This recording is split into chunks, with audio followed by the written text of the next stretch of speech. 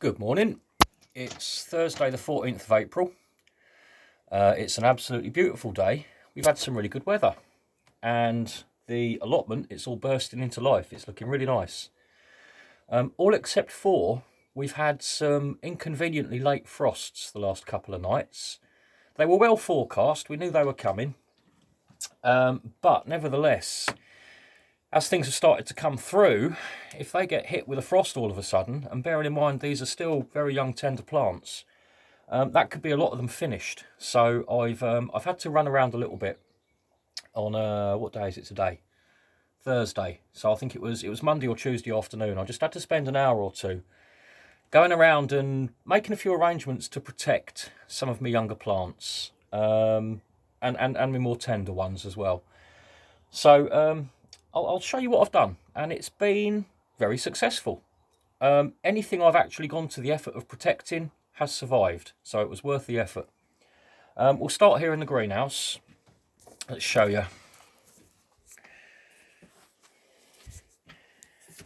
Out here on the shelves, I've got various bits and pieces which didn't need any more protection than the greenhouse, and it's a drafty greenhouse. It gets down to, well, put it this way, 2 nights ago it got down to, I think it was 1.4 degrees in here. But there's a few bits and pieces which I knew would be okay with that. So I left the marigolds out. The onions are just starting to come through. They're late, actually. I hope I do okay with them this year. It's because I couldn't get any sets. I probably could now because the garden centres have just reopened, but it doesn't mean I want to go in one, if you know what I mean, you know. So the onions are only just coming through. I knew they'd be fine. They prefer cooler temperatures, if anything. Same for the shallots. Just coming through. I knew they'd be okay. A few golden acre cabbages. Ignore that tomato. That wasn't there. I've just put that there now. The sprouts got to stay out. And what have I got there? They're beetroot. Yeah, the beetroot got to stay out. They're all okay. The things that I knew wouldn't survive, I packed away inside. I've got a couple of these polythene greenhouses inside my greenhouse. So it gives me that extra level of protection when I need it. Now in there, we've got various tomatoes, sweet peppers, cucumbers, more sweet peppers, and various squashes. There's some butternut squash and some ushikikuri. None of them would have survived if I hadn't put them away. As it is, my not exactly full of efforts paid off. So I've had to do quite a bit outside as well. Let's have a look. You're bound to get wind noise. Hello, girl. You're bound to get wind noise, but nothing I can do about it here. Comfrey, I've already cut one batch of that to turn into feed, liquid feed. Let's get the other side of the fence so we can minimise the wind as much as we can. Now, here in the tomato shelter, it's not got tomatoes in it yet. Obviously, still too early in the season. What you can see growing over the back there is winter chicken and rabbit feed, cauliflowers, broccoli, cabbages.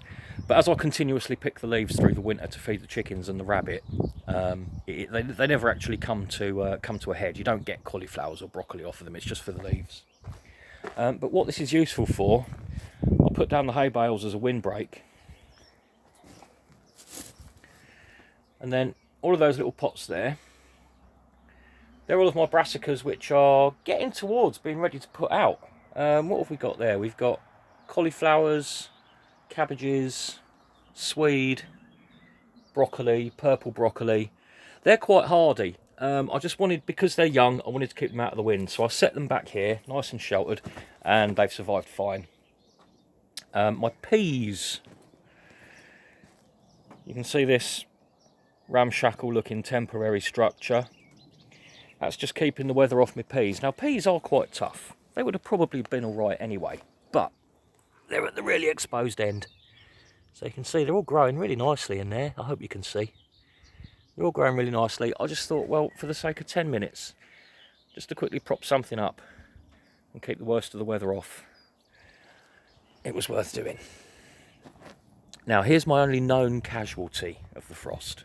I didn't do anything with this. This is the fig tree. I didn't do anything to protect it. And as you can see, the leaves are crispy. They've frozen and crisped off. Right. They're done for. So, strangely, it seems to have it seems to have affected the bigger leaves more than the smaller ones, because we have got, got a couple of the youngsters there which are coming through all right. They seem okay. What else did I have to do? I covered up my first early potatoes, which are in tubs. There's 1, 2, 3, 4, 5. There's 7 tubs of first early potatoes there, and all I used was some old scaffold netting. I haven't got any fleece, but this old scaffold netting, folded over a few times and draped over the top, has done the job. You can see that, okay, they're a little bit squished by the netting, but there's no frost burn on there at all. They've not been scorched by the weather. They're fine. I'm going to leave it all covered up for another night, and I think after that I'll be safe to uncover everything again. Other people on the plot lost all their potatoes, unfortunately. Alan over there, he lost all his potatoes. Not lost, they'll come back, but it's knocked them back by a good few weeks, that. Guy over there, I can't remember his name, he lost his potatoes as well. Luckily my main crop potatoes and my second earlies haven't come through yet. They're sitting nice and warm under all of this mulch, buried a good 6 inches down, 8 inches even maybe. So they survived, they were fine, not a problem. Sorry about the wind. The other thing I didn't bother covering up was my carrot seedlings. Not just the carrot seedlings. This has been sown with spinach. This one's been sown with carrots. That one's been sown with parsnips. Now the parsnips haven't germinated yet, otherwise I would have been a bit worried about them. As it is, they've not germinated, so fingers crossed they still will. The carrots are actually just starting to come through. I don't know if the camera's going to pick them up. Where are we? I can't actually see on the screen, but I hope you can see the occasional, there we go, little carrot seedlings coming through. I know from previous experience that carrot seedlings don't seem that bothered. I left them uncovered and here they still are, they're all right. Same with some of the spinach, there's a couple of varieties in here. Where's it gone? There it is. There's a few coming through, and they've survived the frost as well. They've done all right.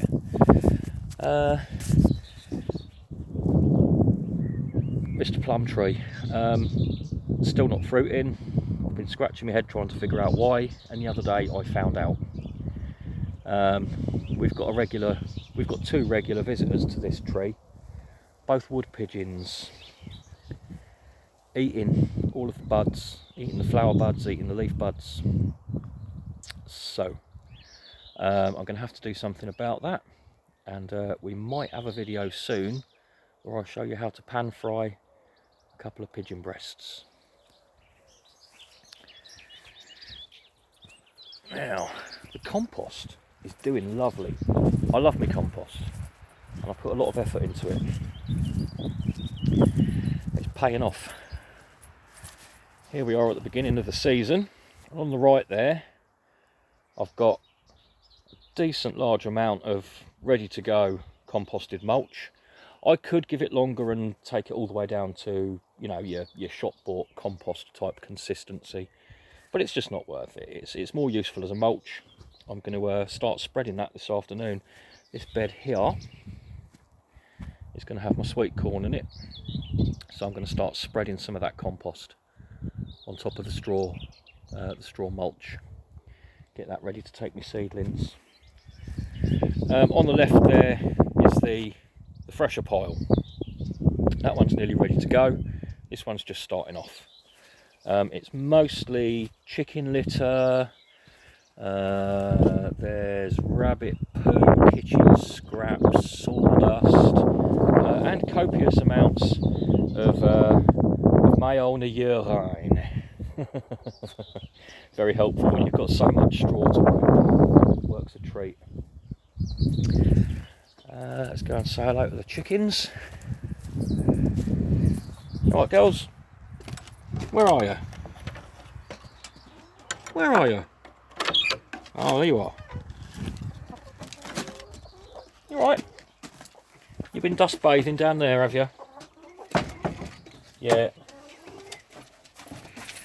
Let's grab some eggs. How you doing, ladies? Alright, do you want a little bit of corn? Settle down. A bit of corn. Yeah. Come. There we go. We should have 3 eggs by now. Yeah.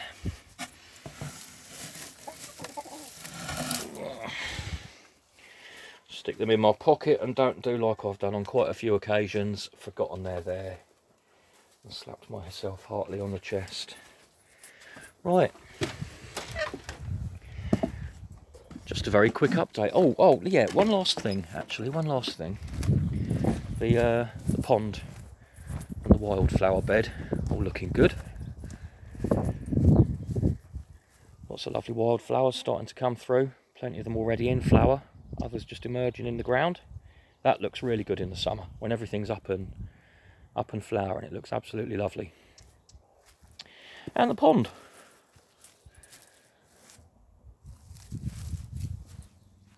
I'm seeing a newt or two.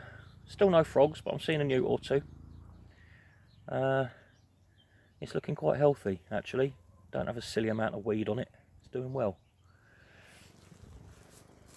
There you go, just a quick update, show you what's going on.